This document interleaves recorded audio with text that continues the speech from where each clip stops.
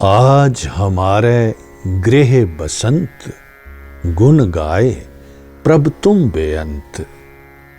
ये इलाही फरमान, ये ब्रह्मंडी फरमान साहिब श्री गुरु अर्जन देव जी की रचना है। साहिब श्री गुरु ग्रंथ साहिब जी के अंग 1180 ते सुभायमान है। पावन रचना के विच गुरु साहिब फरमाते हैं कि जीव आत्मा दे मन अंदर, हिरदे दे अंदर बसंत वाली अवस्था बन गई है। ऐसा तां ही संभव हो सकिया है क्योंकि जीव रूप स्त्री उस प्रभु दी सिफतो सलाह करती है, उस बेअंत प्रभु दे गुण गायन करती है, तां ही ये संभव होया है। आज हमारे गृह बसंत, गुण गाए प्रभ तुम बेअंत। दरअसल बसंत शब्द के साधारण अर्थ हैं वसना, अर्थात बसंत बाशिंदा भी हो सकता है। बसंत एक रुत भी है। भारतीय संस्कृति विच 6 रुतां दा वर्णन है, जिन्हां विचों बसंत रुत बहार दी आमद दा संकेत है।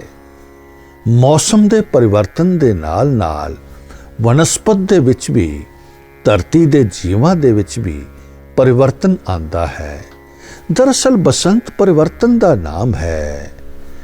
अध्यात्मक तौर ते वेखिए तां सुप्त अवस्था तो ये मन जदों जागृत अवस्था विच आंदा है, बसंत है।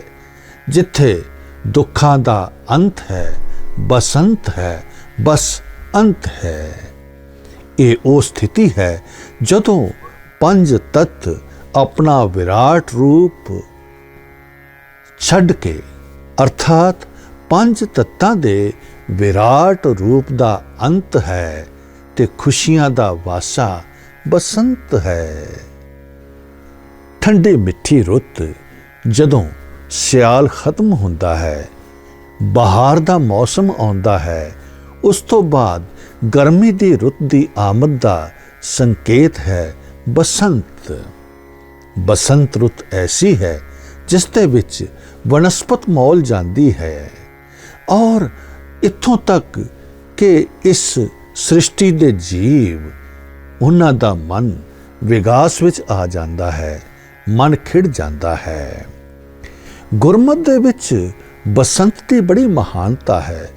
गुरमत विच बसंत एक अवस्था है, ऐसी अवस्था है जिस अवस्था दौरान जीव रूप स्त्रियां जो चिरां तो उस अकाल पुरख प्रभु नाल विछड़ियां हुईयां सन, जदों वो प्रभु दी सिफतो सलाह करके मन विचों हौमे आद नूं दूर करके, विकारां तो निजात प्राप्त करके उस प्रभु दे चरनी लगदियां ने, तां प्रभु कंत घर आ वसदा है।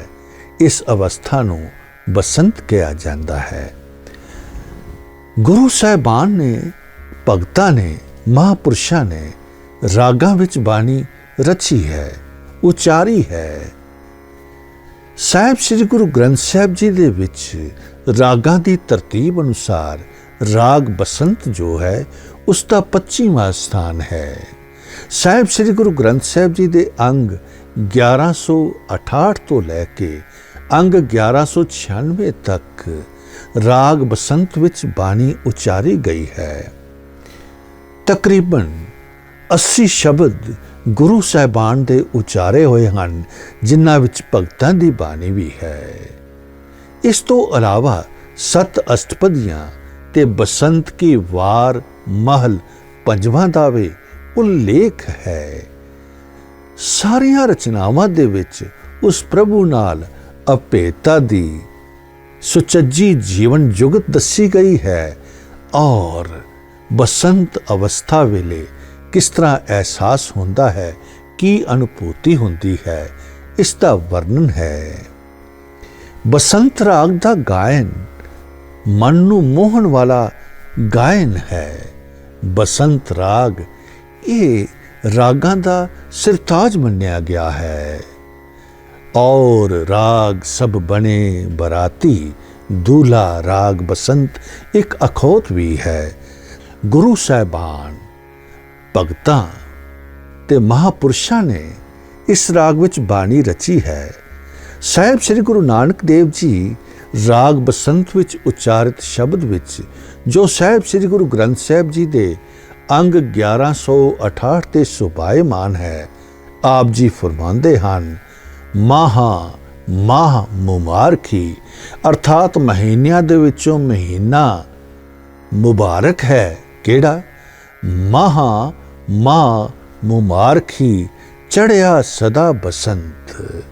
ਜਦੋਂ ਬਸੰਤ ਦਾ ਮਹੀਨਾ ਚੜ੍ਹਦਾ ਹੈ ਉਹ ਮੁਬਾਰਕ ਹੈ। ਪਰਫੜ ਚਿੱਤ ਸਮਾਲ ਸੋਏ, ਸਦਾ ਸਦਾ ਗੋਬਿੰਦ। ਜਿਸ ਨੂੰ ਚੇਤੇ ਕਰਿਆ ਮਨ ਖੇੜੇ ਵਿੱਚ ਆਂਦਾ ਹੈ, ਉਸ ਨੂੰ ਹਮੇਸ਼ਾ ਚੇਤੇ ਵਿੱਚ ਰੱਖ, ਸਦਾ ਉਸ ਗੋਬਿੰਦ ਪ੍ਰਭੂ ਨੂੰ ਸਿਮਰ। ਆਪ ਜੀ ਤਾੜਨਾ ਕਰਦੇ ਹਨ, ਭੋਲਿਆ। ਕੈਸੀ ਬਾਤ ਹੈ ਗੁਰਬਾਣੀ ਦੀ। ਤਾੜਨਾ ਵੀ ਕਰਦੇ ਹਨ ਪਰ ਸਨੇਹ ਦੇ ਨਾਲ ਬੁਲਾਉਂਦੇ ਹਨ, ਭੋਲਿਆ, ਲਾਡਲਿਆ, ਭੋਲਿਆ। ਹਉਮੈ ਸੁਰਤ ਵਿਸਾਰ, ਆਪਣੀ ਜਿਹੜੀ ਹੰਕਾਰ ਵਾਲੀ ਬਿਰਤੀ ਹੈ ਉਸ ਨੂੰ ਵਿਸਾਰ ਦੇ, ਹੰਕਾਰ ਨੂੰ ਮਨਫੀ ਕਰ ਦੇ। ਭੋਲਿਆ ਹਉਮੈ ਸੁਰਤ ਵਿਸਾਰ, ਹਉਮੈ ਮਾਰ, ਹਉਮੈ ਨੂੰ ਮਾਰ ਲੈ। ਵਿਚਾਰ ਮਨ ਗੁਣ ਵਿੱਚ ਗੁਣ ਲੈ ਸਾਰ, ਆਪਣੇ ਮਨ ਵਿੱਚ ਉਸ ਪ੍ਰਭੂ ਦੇ ਗੁਣ ਗਾਇਨ ਕਰ। ਤੀਸਰੇ ਪਾਤਸ਼ਾਹ ਸਾਹਿਬ ਸ੍ਰੀ ਗੁਰੂ ਅਮਰਦਾਸ ਜੀ ਫਰਮਾਉਂਦੇ ਹਨ ਕਿ ਜਿਸ ਤਰ੍ਹਾਂ ਬਸੰਤ ਰੁੱਤ ਵਿੱਚ ਬਨਸਪਤ ਮੌਲ ਜਾਂਦੀ ਹੈ, ਇਸ ਤਰ੍ਹਾਂ ਇਹ ਮਨ ਵੀ ਮੌਲ ਸਕਦਾ ਹੈ। ਸੁੰਦਰ ਦ੍ਰਿਸ਼ਟਾਂਤ ਦਿੰਦੇ ਹਨ, ਬਸੰਤ ਚੜ੍ਹਿਆ ਫੂਲੀ ਬਣ ਰਾਏ, ਇਹ ਜੀ ਜੰਤ ਫੂਲੇ ਹਰ ਚਿਤ ਲਾਏ। ਅਰਥਾਤ ਸ੍ਰਿਸ਼ਟੀ ਦੇ ਜੀਵ ਉਸ ਪ੍ਰਭੂ ਦੇ ਨਾਲ ਚਿਤ ਲਾ ਕੇ ਮੌਲ ਜਾਂਦੇ ਹਨ, ਜਿਸ ਤਰ੍ਹਾਂ ਬਨਸਪਤ ਮੌਲ ਜਾਂਦੀ ਹੈ। ਚੌਥੇ ਪਾਤਸ਼ਾਹ ਸਾਹਿਬ ਸ੍ਰੀ ਗੁਰੂ ਰਾਮਦਾਸ ਜੀ ਅੰਗ 1178 ਤੇ ਸੁਭਾਇਮਾਨ ਸ਼ਬਦ ਹੈ। ਆਪ ਜੀ ਰਚਨਾ ਵਿੱਚ ਫਰਮਾਉਂਦੇ ਹਨ, ਮਾਧੋ ਸਾਧੂ ਜਨ ਦੇਹ ਮਿਲਾਏ। ਭਾਰਤੀ ਸੰਸਕ੍ਰਿਤੀ ਵਿੱਚ ਅਕਾਲ ਪੁਰਖ ਪ੍ਰਭੂ ਨਾਲ ਮੇਲ ਕਰਾਉਣ ਦੇ ਵਿੱਚ ਸੰਤਾਂ ਮਹਾਪੁਰਸ਼ਾਂ ਦਾ ਬਹੁਤ ਯੋਗਦਾਨ ਹੈ।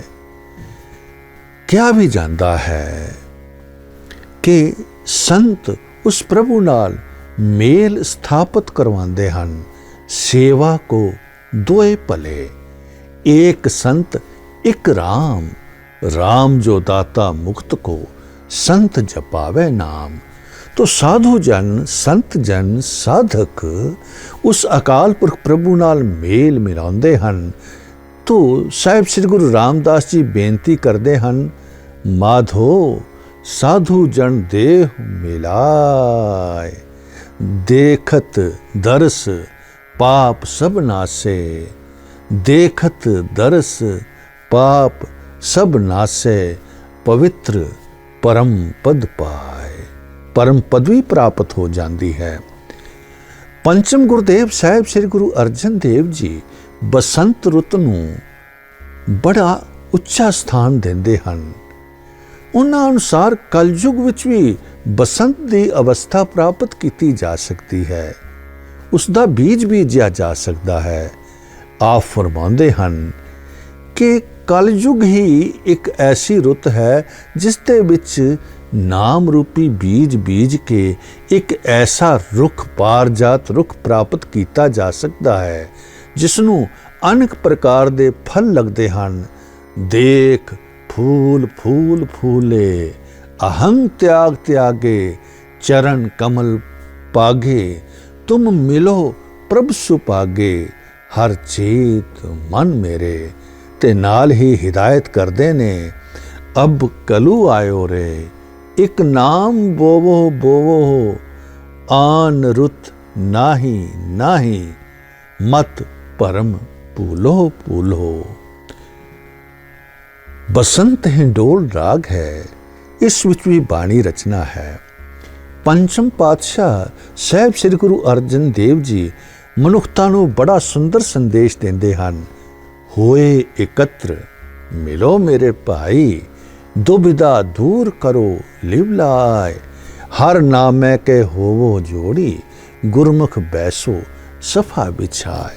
ਐਸੀ ਖੇਡ ਖੇਡੋ ਕਿ ਮਨੁੱਖਾ ਜਨਮ ਦੀ ਬਾਜ਼ੀ ਜਿੱਤ ਲਈ ਜਾਵੇ। ਐਸਾ ਸਫਾ, ਐਸੀ ਸੇਜ ਵਿਛਾਓ, ਹਿਰਦੇ ਰੂਪੀ ਘਰ ਨੂੰ ਐਸੀ ਸੇਜ ਬਣਾ ਲਓ ਕਿ ਉਸ ਪ੍ਰਭੂ ਦਾ ਨਾਮ ਜਪ ਕੇ ਉਸ ਅਕਾਲ ਪੁਰਖ ਨਾਲ ਅਭੇਦਤਾ ਪ੍ਰਾਪਤ ਕੀਤੀ ਜਾ ਸਕੇ। ਸਾਹਿਬ ਸ੍ਰੀ ਗੁਰੂ ਤੇਗ ਬਹਾਦਰ ਜੀ ਬਸੰਤ ਰਾਗ ਵਿੱਚ ਉਚਾਰਿਤ ਸ਼ਬਦ ਵਿੱਚ ਫਰਮਾਉਂਦੇ ਹਨ, ਅੰਗ 1186 ਤੇ ਸੁਭਾਇਮਾਨ ਹੈ ਇਹ ਸ਼ਬਦ, ਮਾਈ ਮੈਂ ਧਨ ਪਾਇਓ ਹਰ ਨਾਮ। ਅਕਾਲ ਪੁਰਖ ਨੂੰ ਮਾਈ, ਮਿੱਤਰ, ਬੰਧਪ, ਪਿਤਾ ਕਹਿ ਕੇ ਸੰਬੋਧਨ ਕੀਤਾ ਜਾਂਦਾ ਹੈ। ਤੋ ਆਪ ਵਜਦ ਵਿੱਚ ਆ ਕੇ ਫਰਮਾਉਂਦੇ ਹਨ, ਮਾਈ ਮੈਂ ਧਨ ਪਾਇਓ ਹਰ ਨਾਮ। ਐਸਾ ਅਮੋਲਕ ਧਨ ਪ੍ਰਾਪਤ ਕਰ ਲਿਆ ਹੈ ਨਾਮ ਰੂਪੀ। ਮਨ ਮੇਰੋ ਧਾਵਣ ਤੇ ਛੂਟਿਓ। ਮੇਰਾ ਮਨ ਹੁਣ ਦੌੜ ਭੱਜ ਤੋਂ ਵਿਸ਼ਰਾਮ ਪ੍ਰਾਪਤ ਕਰ ਗਿਆ ਹੈ। ਮਨ ਮੇਰੋ ਧਾਵਣ ਤੇ ਛੂਟਿਓ, ਕਰ ਬੈਠੋ ਵਿਸ਼ਰਾਮ। ਹੁਣ ਮਨ ਡੋਲਦਾ ਨਹੀਂ, ਇੱਧਰ ਉੱਧਰ ਭੱਜਦਾ ਨਹੀਂ ਹੈ। ਮਨ ਅਡੋਲ ਹੋ ਗਿਆ ਹੈ, ਸਹਿਜ ਵਿੱਚ ਆ ਗਿਆ ਹੈ। ਭਗਤ ਕਬੀਰ ਜੀ ਸੁੰਦਰ ਦ੍ਰਿਸ਼ਟਾਂਤ ਦਿੰਦੇ ਹਨ। ਬਸੰਤ ਰਾਗ ਵਿੱਚ ਉਚਾਰੀ ਹੋਈ ਬਾਣੀ ਵਿੱਚ ਫਰਮਾਉਂਦੇ ਹਨ, ਮੌਲੀ ਧਰਤੀ ਮੌਲਿਆ ਆਕਾਸ, ਘਟ ਘਟ ਮੌਲਿਆ ਆਤਮ ਪ੍ਰਗਾਸ।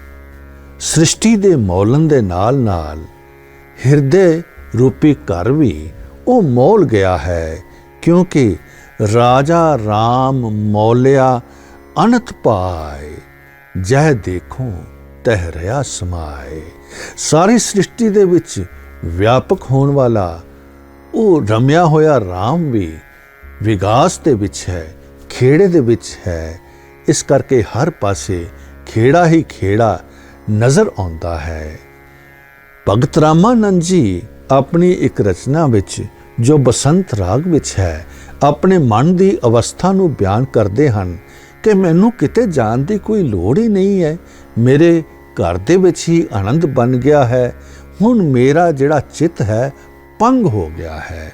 ਮੇਰਾ ਚਿੱਤ ਹੁਣ ਕਿਤੇ ਇੱਧਰ ਉੱਧਰ ਜਾਂਦਾ ਨਹੀਂ ਹੈ। ਕੈਸਾ ਸੁੰਦਰ ਦ੍ਰਿਸ਼ਟਾਂਤ ਦਿੰਦੇ ਹਨ, ਕਤ ਜਾਈਏ ਰੇ ਘਰ ਲਾਗੋ ਰੰਗ, ਮੇਰਾ ਚਿੱਤ ਨਾ ਚਲੈ ਮਨ ਭਇਓ ਪੰਗ। ਭਗਤ ਨਾਮਦੇਵ ਜੀ ਆਪਣੇ ਉਸ ਇਸ਼ਟ ਨੂੰ, ਬੀਠਲ ਪ੍ਰਭੂ ਨੂੰ ਬੇਨਤੀ ਕਰਦੇ ਹਨ। ਕਹਿੰਦੇ ਨੇ ਕਿ ਹੇ ਸੁਆਮੀ, ਹੇ ਬੀਠਲ ਪ੍ਰਭੂ, ਲੋਭ ਲਹਿਰ ਦੀਆਂ ਜਿਹੜੀਆਂ ਛੱਲਾਂ ਹਨ ਉਸ ਦੇ ਵਿੱਚ ਮੇਰੀ ਕਾਇਆ ਡੁੱਬਦੀ ਜਾਂਦੀ ਹੈ। ਹੇ ਪਰਮੇਸ਼ਰ, ਮੈਨੂੰ ਰੱਖ ਲੋ, ਬਾਂਹ ਦੇ ਕੇ ਰੱਖ ਲੋ। ਲੋਭ ਲਹਿਰ ਅਤ ਨੀਝਰ ਬਾਜੈ, ਕਾਇਆ ਡੂਬੈ ਕੇਸਵਾ, ਸੰਸਾਰ ਸਮੁੰਦੇ ਤਾਰ ਗੋਬਿੰਦੇ, ਤਾਰ ਲੈ ਬਾਪ ਬੀਠਲਾ। ਬੜੀ ਸੁੰਦਰ ਰਚਨਾ ਫਰਮਾਉਂਦੇ ਹਨ ਭਗਤ ਰਵਿਦਾਸ ਜੀ। ਰਾਗ ਬਸੰਤ ਵਿੱਚ ਹੀ ਹੈ। ਸ੍ਰੀ ਗੁਰੂ ਗ੍ਰੰਥ ਸਾਹਿਬ ਜੀ ਦੇ ਅੰਗ 1196 ਤੇ ਆਪ ਫਰਮਾਉਂਦੇ ਹਨ ਕਿ ਐ ਮਨੁੱਖ, ਤੂੰ ਆਪਣੀ ਇਸ ਕਾਇਆ ਤੇ ਕਿਉਂ ਮਾਣ ਕਰਦਾ ਹੈ? ਕੈਸਾ ਗਰਵ ਹੈ ਇਸ ਕਾਇਆ ਦੇ ਉੱਤੇ। ਇਹ ਤਾਂ ਖਿੰਨ ਭੰਗਰ ਹੈ। ਹਾਲਾਂਕਿ ਜਿਹੜੀ ਭਾਦੋਂ ਦੇ ਰੁੱਤ ਵਿੱਚ ਖੁੰਬਾਂ ਉਪਜਦੀਆਂ ਹਨ ਉਹ ਤੇ ਦੇਰ ਨਾਲ ਬਿੰਸਦੀਆਂ ਹਨ। ਤੇਰੀ ਇਸ ਦੇਹੀ ਦਾ ਕੋਈ ਪਤਾ ਨਹੀਂ ਹੈ। ਹਿਦਾਇਤ ਕਰਦੇ ਹਨ ਤੇ ਆਪਣੇ ਮਨ ਨੂੰ ਸਮਝਾਉਂਦੇ ਹਨ, ਤੂੰ ਕਾਏ ਗਰਭੈ ਬਾਵਲੀ, ਤੂੰ ਕਾਏ ਗਰਭੈ ਬਾਵਲੀ, ਜੈਸੇ ਭਾਦੋ ਖੂਬ ਰਾਜ, ਤੂੰ ਤਿਸਤੇ ਖਰੀ ਉਤਾਵਲੀ। ਤੂੰ ਤੇ ਉਸ ਤੋਂ ਵੀ ਜ਼ਿਆਦਾ ਉਤਾਵਲੀ ਹੈ, ਤੂੰ ਤੇ ਬਿਨਸ ਜਾਣਾ ਹੈ। ਬਸੰਤ ਰਾਗ ਵਿੱਚ ਮਹਾਪੁਰਸ਼ਾਂ ਨੇ ਸਾਨੂੰ ਜੀਵਨ ਜਾਚ ਦੱਸੀ ਹੈ।